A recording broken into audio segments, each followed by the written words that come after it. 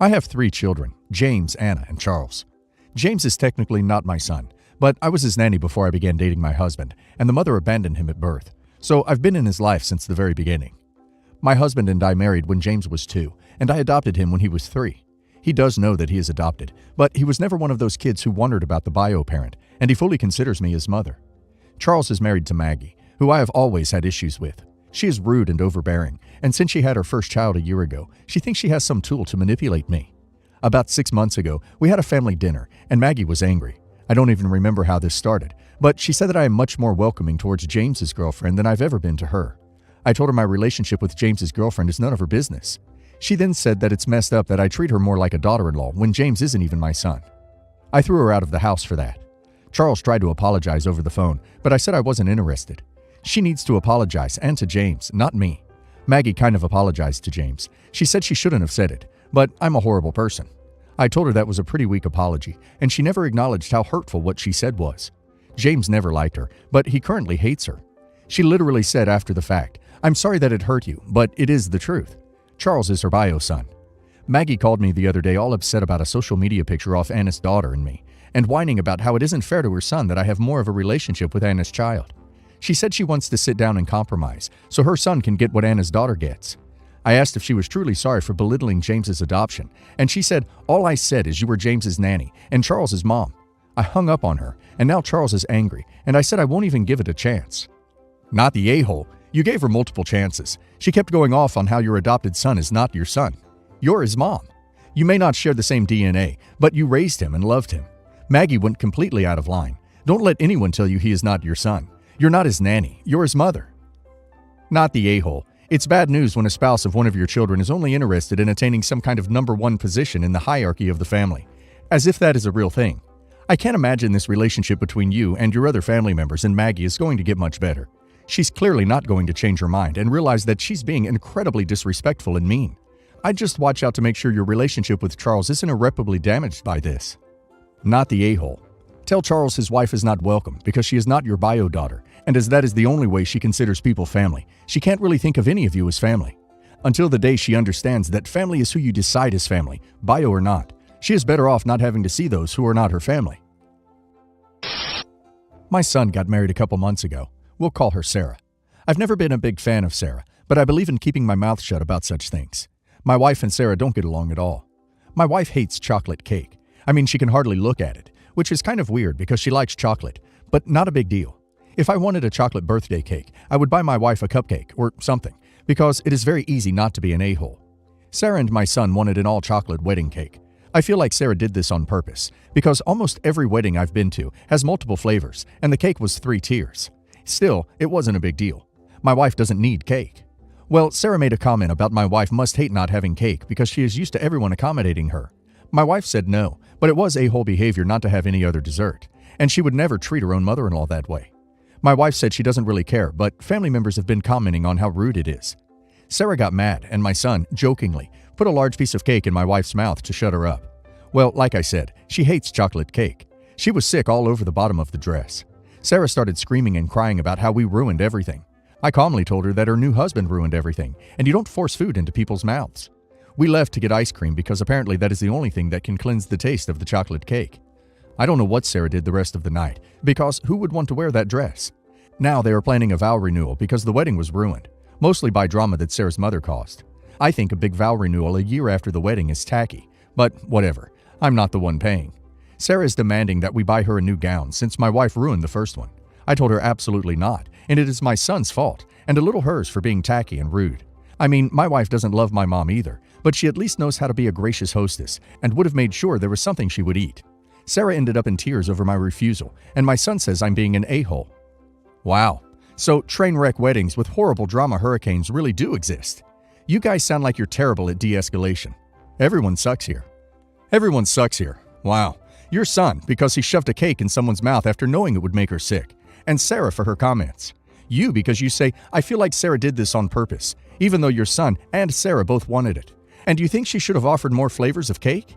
It's their wedding. Nobody is entitled to a flavor of cake. Almost every wedding I've been to has multiple flavors. That's some lucky stuff, my guy. Rich folks, I swear. I digress. You're a grown adult, and you sound like a child.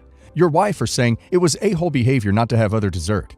Because again, Jesus, the entitlement. It's not your wedding. You and your wife clearly have a deeply ingrained issue with Sarah, and it's spilling over into your words and her behaviors. I don't think you need to pay for the dress, but y'all need to have some serious adult discussions and work out some stuff. This woman is part of your family now, and unless you want your son to stop talking to you, whether or not that is justified, you all need to mature very quickly. Yes, your son is the bigger a-hole here for his actions, but man, everyone in this story is petty and childish. Not the a-hole for not wanting to replace the dress. Your son effed up by shoving chocolate cake into his mom's face. It's not like she made herself sick all over the dress. So no, you are not in any way responsible for buying a new wedding dress. Plus, why can't she go buy a nice simple white dress for a renewal? But I do have to say, there do seem to be a whole lot of other issues in this relationship between everyone else. There has to be more to everything, and why everyone doesn't seem to get along. My husband and I have 3 daughters, 7 female, 5 female, and 3 female, and another girl on the way. We're not trying to have kids until we have a boy, by the way. We just always wanted to have a big family, so we plan on having 4 babies and stop. I'll call my mother-in-law Janet to make it easier. My husband is Janet's only child, and she is proud of the fact that her family has raised great men. Grandparents, great-grandparents were influential people in my city or even country. And because of that, BS to be honest, they have a tradition to have at least one man carry on the legacy. My husband totally disagrees with this tradition, and we made the decision together that he would have a vasectomy because we are satisfied with 4 girls. Unsurprisingly, his mother freaked out when she learned he had a vasectomy and has been pushing him to get it reversed. When she saw that her son wouldn't do it, she began to say that I had made his mind up and that I was the reason he didn't have a son. We don't cut contact because she helps us a lot with our daughters. She wants, and she never mistreats them. Besides, they are always excited to go to Grandma's house again. Sunday was the baby shower, and it was an event at my house. I had my family, friends, and my husband's family, mother-in-law, his aunts, and some cousins. There were tables scattered around, and my husband's family were at the same table. I went to say hello, talk to them to try to be present with all the tables, and here begins the part about me being an a-hole. The aunts and cousins started to congratulate me for another girl, and I think an aunt said something like, "It's too bad a boy didn't come. It would be perfect for the last child." Janet didn't even let me reply, and said with a, "Not all daughter-in-laws are capable of carrying out the family legacy. That's sad." I was shocked, and I admit, a little angry. Can I blame the hormones? I replied, "Look, Janet, in case you didn't know, to come a boy depends exclusively on your son's sperm, so stop talking nonsense." She was very embarrassed, so she became quiet and excused herself, left the house without saying anything. My husband thought it was funny, didn't get mad, and agreed that Janet needed it. But I suffered hate from his family, who knew about what I did, and said I humiliated her unnecessarily to the point where she walked away from the party and didn't leave her bedroom for a whole day. I don't think I did anything wrong. Maybe I could have spoken less harshly, but I was tired of hearing her nonsense, and my limit was the baby shower. And yes, my husband warned her to not talk about this. For fear of different treatment with our youngest, we decided to enter low contact, no contact with her. Am I the a-hole? Oh, so it was fine when she was trying to humiliate you by stating you were inadequate for not having male children. But you responding with the truth was beyond the pale? Not the a-hole. Not the a-hole. She tried to publicly humiliate you. Somehow not giving birth to boys and breaking the family legacy is your fault. And all you did was correct her. Ask those family members why they prefer to blame you, instead of telling your mother-in-law off for trying to insult you and your baby. No one should get away with telling a pregnant mom that the child within her is the wrong one. Your mother-in-law and everyone who defended her is in the wrong here. Also, it seems like your mother-in-law knows if she acted hurt, her family members will forget that she started this whole thing. Pretty manipulative, I must say. Low contact, no contact is the way to go. Not the a-hole. She had it coming. Grandma needs to realize this is real life, not a period drama. It's her daughter-in-law, born and unborn granddaughter she is talking about. I am a 34 female, and I've been with my husband for 14 years. Since we were about 24, I've been hosting all family dinners for holidays and special occasions because I love cooking, and my father-in-law was tired of doing all the work on his own, and I enjoy it. My husband's little brother recently married to a woman he had been dating for 3 years. She is always invited, and her kids always come as well. This year, she started talking about how now that she is married, she will be allowed to host. The thing is, she's never asked anyone to host. She's never tried to even do a barbecue at their place. Then last week, she came over with my brother-in-law, and while him and my husband were outside in the backyard, she asked me if I could do her a huge favor to make her feel welcome, and as her older sister-in-law. She wants me to tell my husband's family that I'm tired of hosting and don't want to anymore, so they will in turn look for a solution, to which she will offer to cook and host. This struck me as strange for 3 reasons. 1, she can't cook, like at all. My brother-in-law cooks for their family. 2, she usually doesn't like being around everyone for long. She always goes and sits in her car or asks my brother-in-law to leave early, every single time. 3. My brother-in-law and her have a very small yard and dining room, which would be hard to fit that many people. Even with all those reasons, the most basic one is that I just don't want to. I love cooking for people and have always enjoyed putting everything together. I have asked her to chip in several times and try to include her, and she will agree and then beg off right before. I told her I don't feel comfortable lying, and that even if I did, my father-in-law and mother-in-law would automatically call BS anyways because they know me. She got pissed and said I'm trying to alienate her with my in-laws and that I'm just jealous I'm not the only daughter-in-law anymore. Her whole family is brigading on Facebook with vague posts about loyalty amongst women and being the bigger person. The older should always concede to the younger nonsense. My husband gives zero ducks about it. He just said she's being a drama queen again and told his brother to get his wife to leave me alone. My brother-in-law was confused and his first words were, "Why? She can't cook," when I told him. The whole thing just seems too small and juvenile for me, but here I am, looking for an outside opinion. Edited to add, both myself and my father-in-law have asked her and brother-in-law if they wanted to do Easter this year, and again at 4th of July. They said no both times. I've also tried including her by asking her if she wanted to bring entrees, appetizers, etc., or responding when she asks if I want help. But she always accepts and then begs off at last minute, so we stopped asking. I am okay with letting her host, just without the lying, which she said no to. She wants to be asked. Not the a-hole, but buckle up, because your new sister-in-law is about to make every family holiday get-together a drama fest with her BS.